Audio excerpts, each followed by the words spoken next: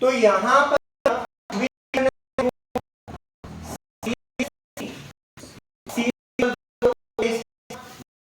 और यहाँ पर कैसे यूटिलाइज कर रहे हैं, प्लस माइनस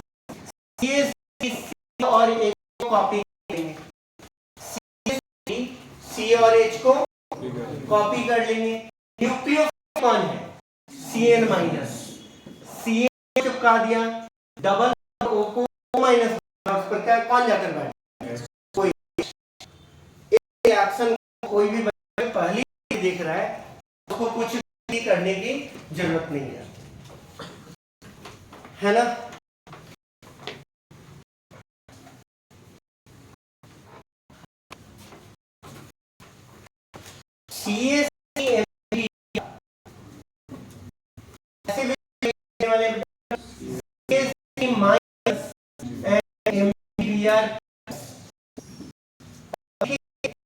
उस बच्चे जिसने लिखा है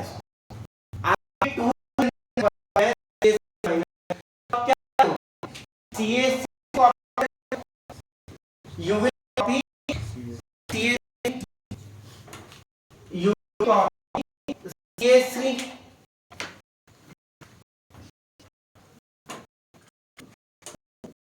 you copy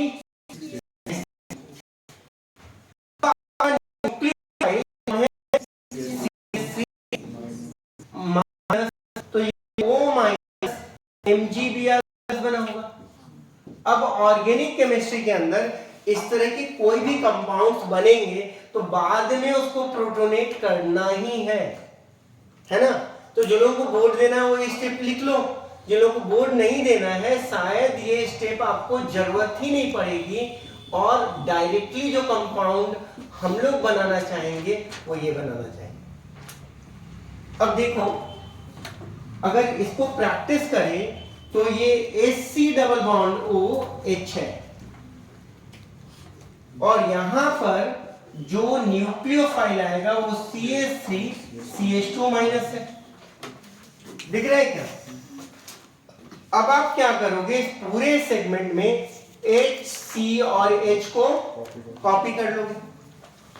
आपका न्यूक्लियोफाइल CH3 के कारण नहीं है, your nucleophile is due to CH2 minus, so आप किसको चिपकाओगे, CH2 CH3 को। अगर प्रिटेंड करो कि आपने गलती से ऐसा भी लिख दिया है, जो कुछ बच्चे लिख पा रहे हैं ऐसा, तो आप खुद से सोचो आपने एक का तोंद फाड़ दिया, इसको 5 बॉन्ड दे दिए और इसको भूखा छोड़ दिया। इसके 3 बॉन्ड है और इसके 5 बॉन्ड है, जो केमिस्ट्री के पॉइंट ऑफ व्यू से इम्पॉसिबल है, हो ही नहीं सकता है। तो जब आप लॉजिकली पढ़ेंगे तो ये चीजें आपको दिक्कत नहीं आएंगी। आपको ये रिएक्शन देखना ही नहीं है कि आपने किया है नहीं किया है, आप आराम से कॉपी करके ये रिएक्शन आंख बंद करके फाइनल रिएक्शन रिएक्शन विदाउट क्योंकि क्या किया मैंने से और डबल को कर दिया। I can write this product in class, right. So this how the nucleophilic addition can be done. Questions are not part of your syllabus in 11th of 12th, still to understand the reaction. Not really. So it can be visualized. Right? This is what we can do for nucleophilic addition.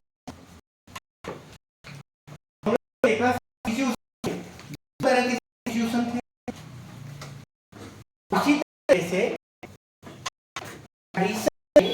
हम लोग 2 तरह के addition करेंगे। तो एक addition हमारा nucleophilic addition, दूसरा है electrophilic addition.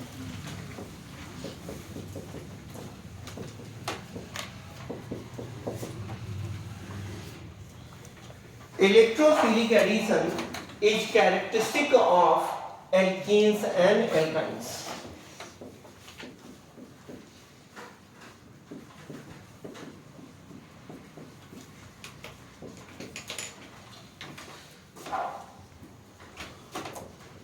CH3 CH double bond CH2 plus HCl आपको किसी ने दिया। यहां पर HCl को आप कैसे विजुलाइज करने वाले हो? H plus plus Cl minus, right. अब अगर एडिशन के पॉइंट ऑफ व्यू से देखा जाए तो ये पर्टिकुलर लोकेशन पर TMN का बोर्ड लगा हुआ है, ये कॉपी ही होने वाला है क्योंकि इसके 4 बॉन्ड्स कंप्लीट है ना। अब ये H प्लस दो जगह पर जा सकता है, P1 एंड P2। ये H प्लस दो जगह पर जा सकता है, P1 और P2। अगर ये P1 से अटैक करेगा, अगर ये P1 से अटैक करेगा तो क्या बनने वाला है? बनने वाला है एक कार्बोकेटायन जो कैसा है, 2 डिग्री का। अगर ये P2 से अटैक करेगा तो एक कार्बोकेटायन बनने वाला है जो कैसा है, 1 डिग्री का। कार्बोकेटायन के अंदर क्या बताया गया, which carbocation is more stable? 2 degree is more stable. इसलिए इस रिएक्शन का सही पाथ, इस रिएक्शन का जो सही पाथ है वो P1 है, P2 नहीं है। बात समझ में आ रही है? अब यहां पर बहुत आसानी से जहां पर प्लस बना है उसके ऊपर हम Cl माइनस बिठा देंगे, ये हमारा प्रोडक्ट हो गया। This is electrophilic addition. इसके अंदर हम लोग सीखने हैं। अब देखो पूरा देखोगे इस 2 घंटे की क्लास के अंदर हम लोगों ने जीन रिंग के रिएक्शंस देखे, हम लोगों ने रिएक्शंस देखे, हमने आर और आरसीओ जेड के रिएक्शन देखे, और अभी हम एल्कीन और एल्काइन देखे। तो सारे रिएक्शन दिखने कभी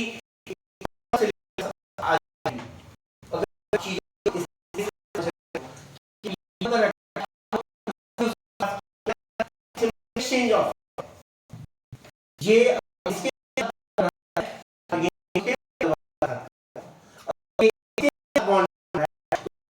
इसके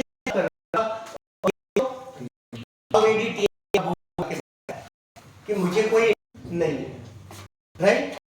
तो यहाँ पर सीखते हैं, बोलते हैं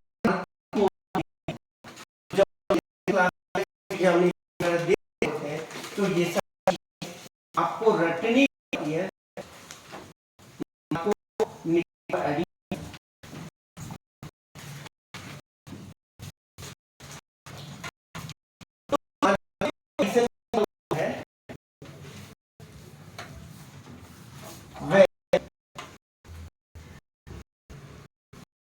is added to alkene H plus attack at location bond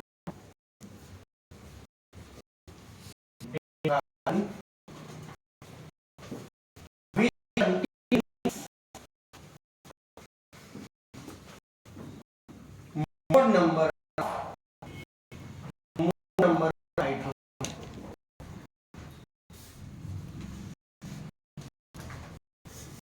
and X minus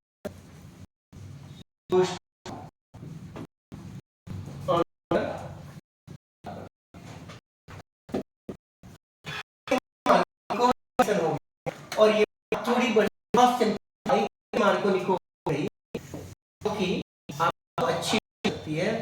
उसने बोला बॉन्डेड लोकेशन पर H उस कार्बन के पास जाएगा जिसके पास पहले से ज्यादा हाइड्रोजन है, और दूसरे को तुम क्या दे दो, दूसरे को तुम Br दे दो, दूसरे को तुम Cl दे दो, दूसरे को तुम X दे दो। तो जहां पर भी मार्कोनिकोव एडिशन की बात आएगी वहां पर एक इलेक्ट्रोफिलिक ग्रुप होगा H+ और दूसरा न्यूक्लियोफिलिक ग्रुप है, इस केस में X- है, किसी में OH- होगा एंड सो ऑन। लेकिन इस मार्कोनिकोव एडिशन इनफ हम लोग पहले लिखते हैं मॉडिफाइड मार्कोनिकोव रूल, और उसके बाद देखेंगे कि क्यों मार्कोनिकोव रूल की अंडरस्टैंडिंग मार्कोनिकोव रूल के रटने से ज्यादा इंपॉर्टेंट है। हटाए इसको। तो हम लोग देखेंगे modified Markovnikov rule, modified Markovnikov rule, modified Markovnikov rule.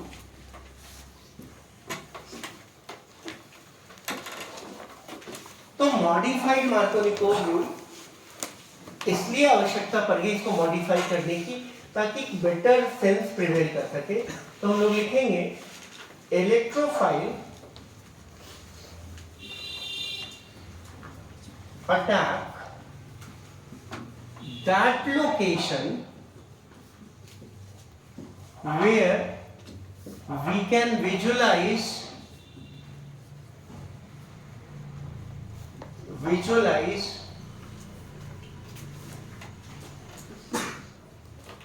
more stable carbocation. The location where carbocation will be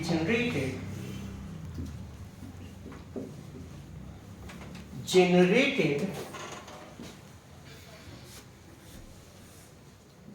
will be occupied by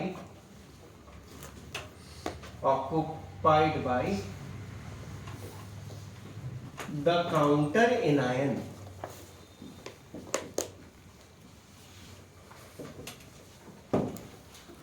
क्योंकि जनरली हमारा जो इलेक्ट्रोफाइल होगा वो एक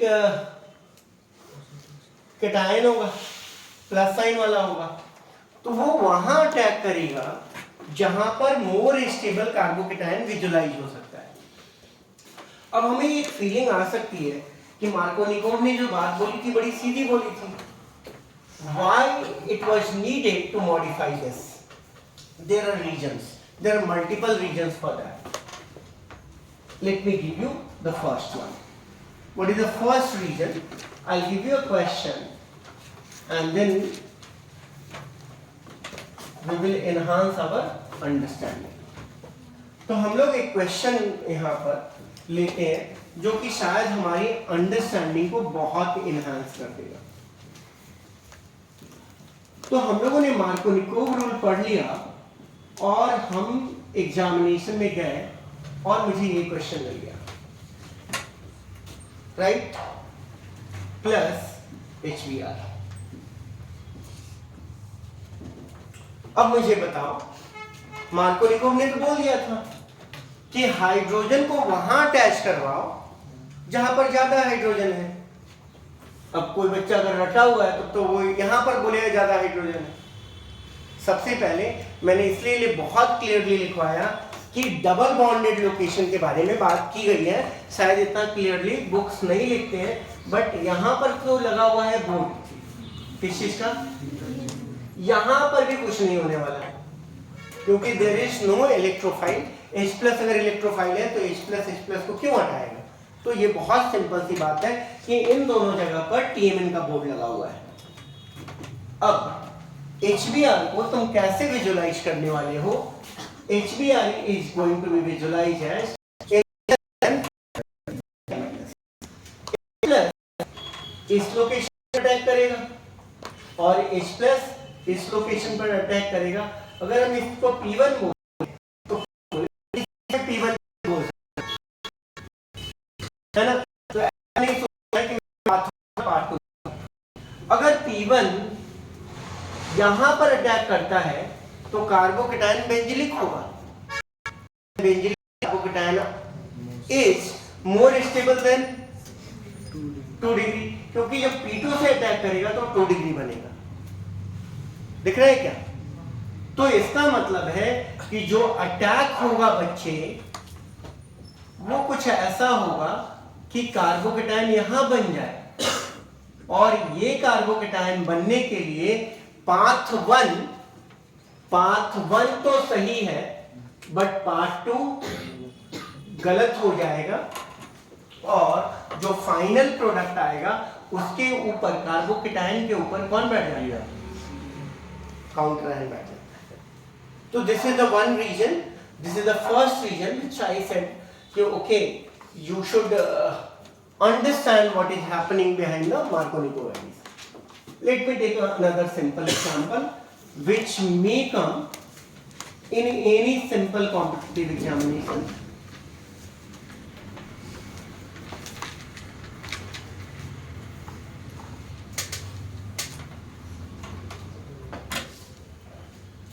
Right?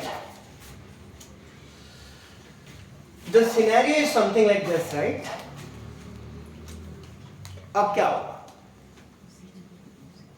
H प्लस अगर यहां अटैक करेगा तो 2 डिग्री कार्बोकेटायन बनेगा, और अगर H प्लस यहां अटैक करेगा तो 1 डिग्री कार्बोकेटायन बनेगा।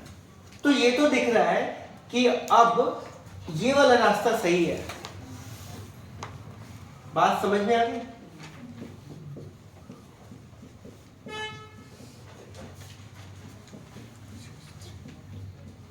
लेकिन अब यहां पर क्या हो जाएगा?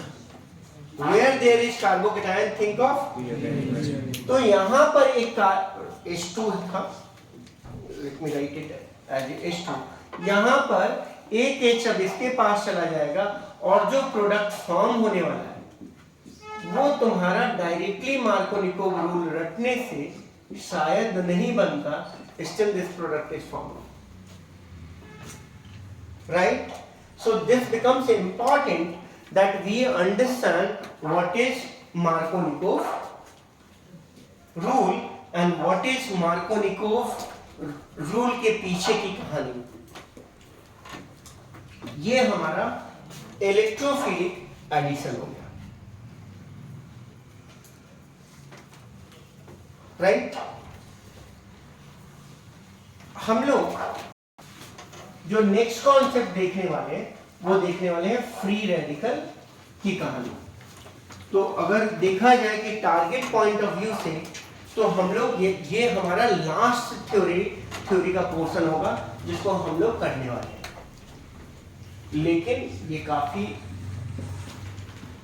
इंपॉर्टेंट पोर्शन में से आ जाता है, फ्री रेडिकल रिएक्शंस। और इसमें भी मैं 2 ही रिएक्शन देखने वाला हूं। पहला है सब्स्टिट्यूशन।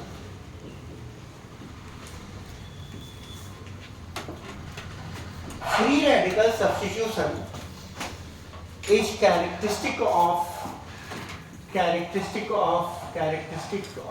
क्या? Of alkanes.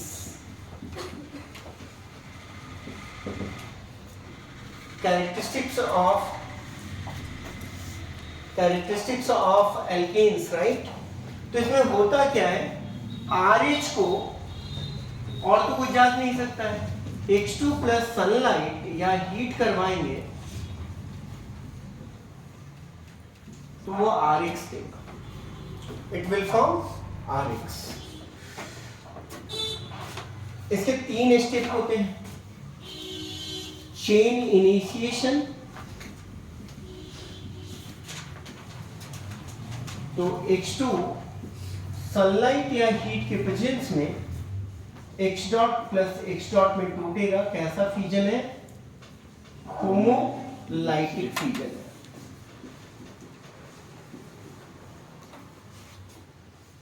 Chain propagation,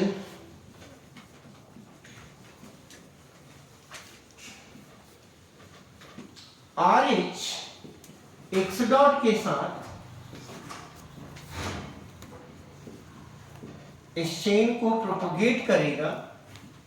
and मैं बहुत सिंपल करके लिख रहा हूं, I am not writing all the steps but at least the steps which you can correlate with.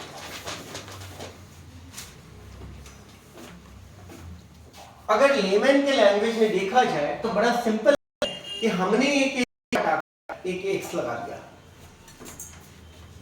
अब एल्केन के जो रिएक्शंस होते हैं वो एक्चुअल में ऐसे होते हैं। Cl2 सनलाइट दिया ना तो ऐसे प्रोडक्ट बनेंगे। हटाकर दो को सी लगा दो, ये सारे प्रोडक्ट तुम कंट्रोल करोगे तो ये सारे प्रोडक्ट तुमको मिल सकते हैं। इसलिए लैबोरेटरी से ये प्रोडक्ट बनाने के लिए नहीं है, यूज है, तुमको कंट्रोल करना पड़ता है कि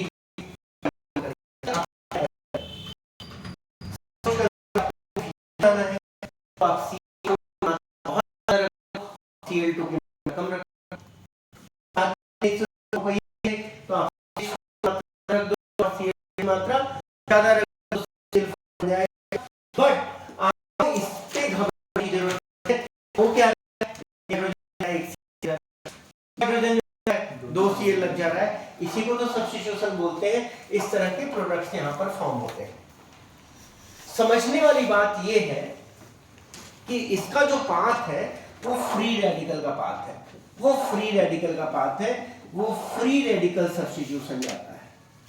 सिर्फ ये अंडरस्टैंडिंग भी आप कॉम्पिटिटिव एग्जामिनेशन में स्कोर करने के मैं पहले एक एग्जांपल लेता हूं कि किस तरीके से रिएक्शन की अंडरस्टैंडिंग बहुत जरूरी होती है रिएक्शंस को लिखने के लिए। हटाए इसको।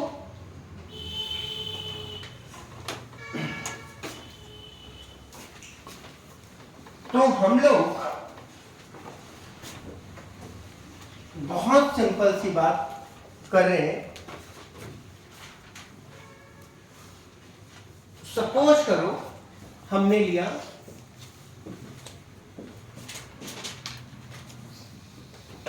CH2 CH3 और आपको दो रिएक्शंस दे दिए, Br2 प्लस सनलाइट मोनोब्रोमो प्रोडक्ट।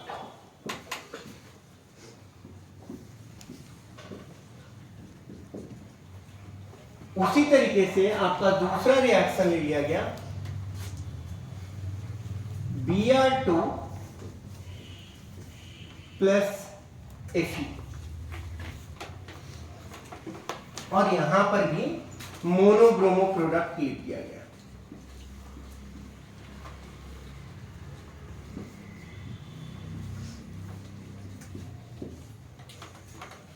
अब इसके लिए इस क्वेश्चन को करने के लिए आपको एक इंफॉर्मेशन जरूरी होगा। देखो इस इंफॉर्मेशन को हम लोग थोड़ा नोट कर लेते हैं, फिर ये क्वेश्चन तुम अटेम्प्ट कर पाओगे। ये बेंजीन रिंग है और बेंजीन रिंग पर अगर तो ऑल लोकेशन है आइडेंटिटी। लेकिन अगर ग्रुप अटैच हो जाता है तो उस ग्रुप के बगल वाले लोकेशन को हम बोलते हैं ऑर्थो।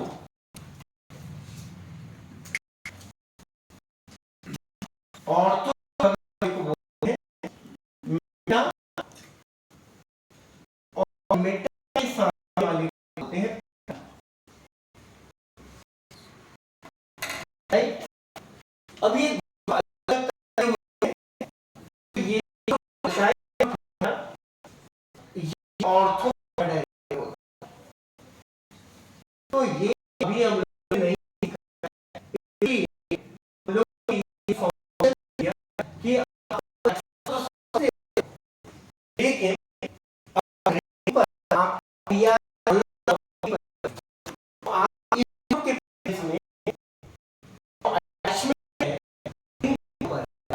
जो ना कि चलिए करते हैं।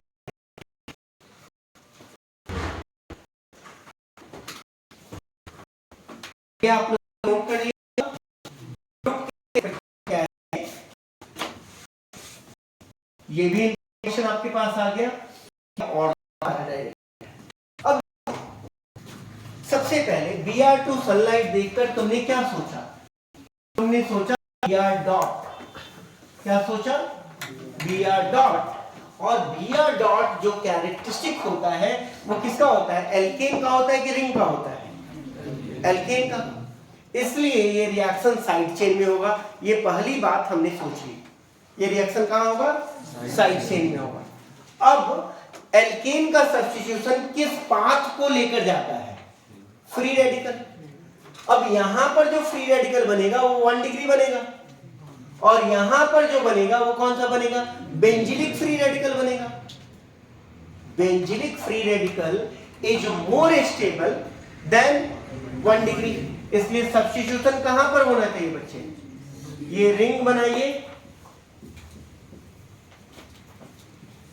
इस जगह पर सब्स्टिट्यूशन डाल दीजिए, तो ये हमारा मोनोब्रोमो प्रोडक्ट बन गया। अब Br2 और Fe देखकर आप क्या सोच रहे हैं? Br plus. Br प्लस किसका कैरेक्टरिस्टिक है? बेंजीन रिंग का। इसलिए यहां पर अटैक नहीं होगा, यहां पर तो TMN का बोर्ड लग गया। अब आपको दो प्रोडक्ट मिलेंगे, ऑर्थो वाले और पैरा वाले, या ये मिल जाएगा।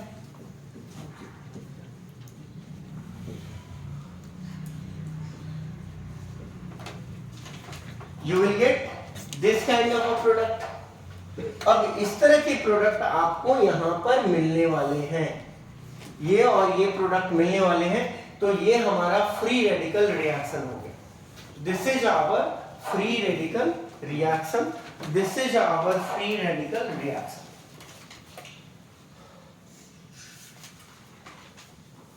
तो यहां पर फ्री रेडिकल हो गया, यहां पर इलेक्ट्रोफिलिक हो गया।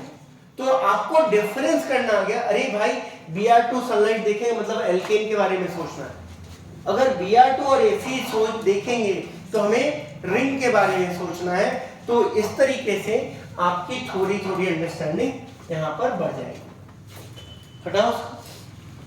अब रिएक्शन क्या है, इसको समझने के लिए हम लोग एक एनालॉजी लेते हैं and we call the reaction कि रिएक्शन रेट ऑफ रिएक्शन हम लोग सब लोग समझते होंगे, वो दो चीजों पर डिपेंड करता है, E अपॉन R, राइट। तो रेट कांस्टेंट इस पे डिपेंड करेगा। ये हमारा है probability factor,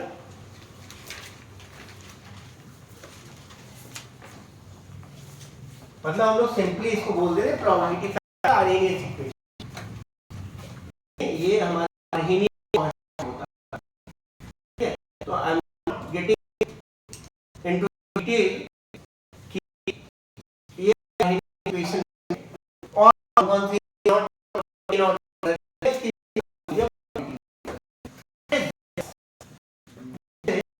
fraction molecule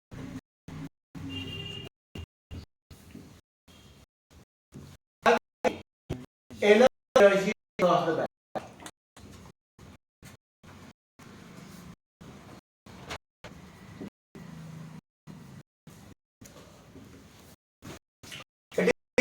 molecule.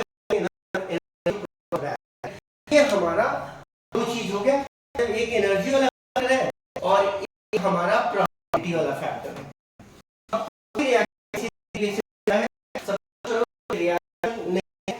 के साथ तुमको कॉफी डेट पे जाना है तो दो चीजें इंपॉर्टेंट होंगी।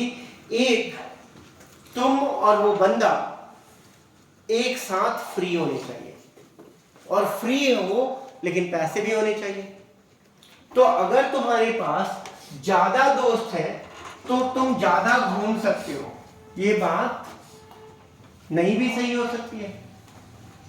हो सकता है कि अगर सब लोगों के पास बिल्कुल ही पैसा नहीं हो तो घूम के क्या बिगाड़ लोगे, नहीं मिलाते। और अगर तुम्हारे पास बहुत पैसा है और तुम्हारे दोस्त एलन मस्क, सुंदर पिचई लोग हो तो लोग फ्री नहीं रहेंगे, नरेंद्र मोदी तुम्हारे दोस्त हैं तो वो लोग फ्री नहीं रहेंगे, तो तुम ऐसा नहीं सकते हो। तो ये दो फैक्टर्स किसी भी रिएक्शंस के लिए इंपॉर्टेंट होता है।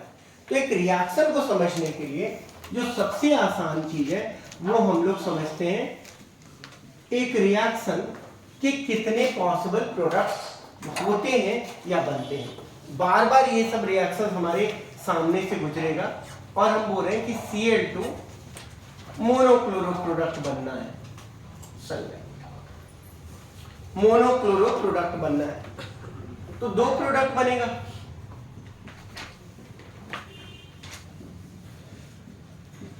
या तो ये प्रोडक्ट बनेगा। ये दिख रहा है क्या? या तो इस 6 में से कोई एक हाइड्रोजन को हटाकर अगर Cl लगा देंगे तो ये प्रोडक्ट आ जाएगा, और इस 2 हाइड्रोजन में से किसी एक हाइड्रोजन को हटा देंगे तो कौन सा प्रोडक्ट आ जाएगा? ये वाला प्रोडक्ट आएगा। तो अगर हम चांस की बात करें, if you only think in terms of probability, just tell me which should have been the major product? The first one should have been the major product अगर हम चांस के बारे में बात करें, क्योंकि इसमें से किसी 6 को हटाकर एक क्लोरीन लगाना है तो, और इसमें 2 ही लोग थे, राइट? तो अगर मैं सिर्फ चांस के बेसिस पर जाऊं तो रेशियो 1:3 का होना चाहिए था। मतलब अगर bye probability this should have form 75% and this should have formed 25%. But will it be that case? Just let's see another factor. इन दोनों लोकेशन पर कौन सा फ्री रेडिकल बन रहा होगा? 1 डिग्री। और इन दोनों लोकेशन पर क्या बन रहा होगा? 2 डिग्री। यहां पर दोनों हाइड्रोजन को हटाएंगे तो 2 डिग्री बन रहा होगा। 2 डिग्री और 1 डिग्री में कौन ज्यादा स्टेबल है? 2 डिग्री। हिट्स में एक लाइन लिखिए, स्टेबल एंड इंटरमीडिएट। हिट्स में लाइन लिखेंगे, stable and intermediate faster it will form. एक स्टेबल इंटरमीडिएट फास्ट बनेगा, stable and intermediate faster it will form.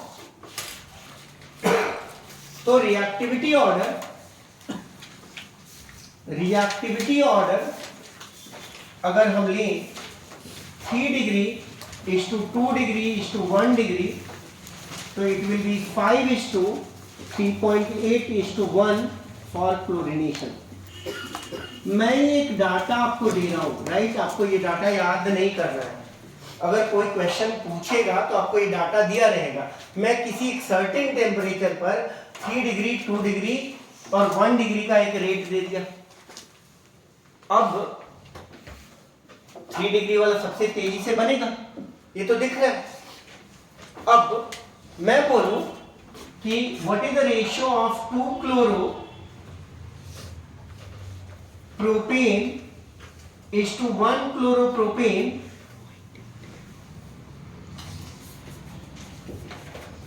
it will be 2 times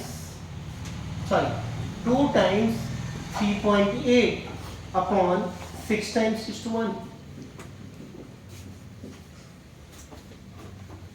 दिख रहा है? 2 क्लोरोप्रोपेन बनाने के लिए हमको चांस कितना था? 2 का। 2 हाइड्रोजन को हटाकर हम 2 क्लोरोप्रोपेन बना सकते थे और रिएक्टिविटी कितनी की थी? 3.8 की। 1 क्लोरोप्रोपेन बनाने के लिए हम कितने हाइड्रोजन को हटा सकते थे और हमारी रिएक्टिविटी कितनी थी? तो ऑर्डर तो ये आ गया। तो कितना परसेंट ये बन रहा होगा? शायद ये बन रहा होगा 45% और ये बन रहा होगा 55%। मैंने कैलकुलेट नहीं किया, तुम कर सकते हो। 7.6 डिवाइडेड बाई 13.6 जो आएगा एग्जैक्ट वो होगा। मैंने बस ऐसे लिख दिया क्योंकि आपको एक चीज समझ में आ गई। अब यहां पर एक क्वेश्चन और आपसे पूछा जा सकता है रिएक्टिविटी ऑफ हैलोजेनेशन पर। ये नोट कर लिया क्या आपने? रिएक्टिविटी ऑफ हैलोजेनेशन पर एक क्वेश्चन और पूछा जा सकता है कि RH plus X2 RX reactivity order होता है बेटा, F2 is greater than Cl2 is greater than Br2 is greater than I2. Reactivity of X2, ये हमारा रिएक्टिविटी ऑर्डर हो गया। F2 is greater than Cl2 is greater than Br2 is greater than I2. अब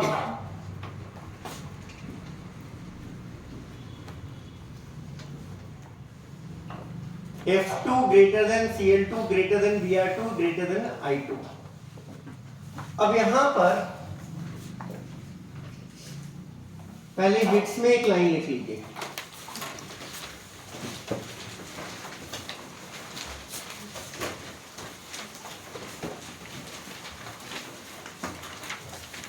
More the reactivity,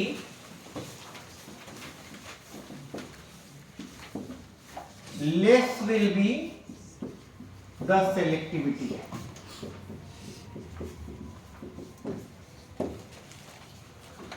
More the reactivity, less will be the selectivity। More the reactivity, less will be the selectivity। ज्यादा reactive चीज कम selective होता है। इसको अगर समझना है ना एनालॉजिकली, तो एक दिन मम्मी के साथ और एक दिन पापा के साथ कपड़े खरीद लो, समझ में आ जाएगा कि इस रिएक्शन का, इस स्टेटमेंट का क्या मतलब है। अगर पापा के साथ जाओगे तुरंत कपड़ा खरीदा जाएगा। कैसा खरीदाएगा?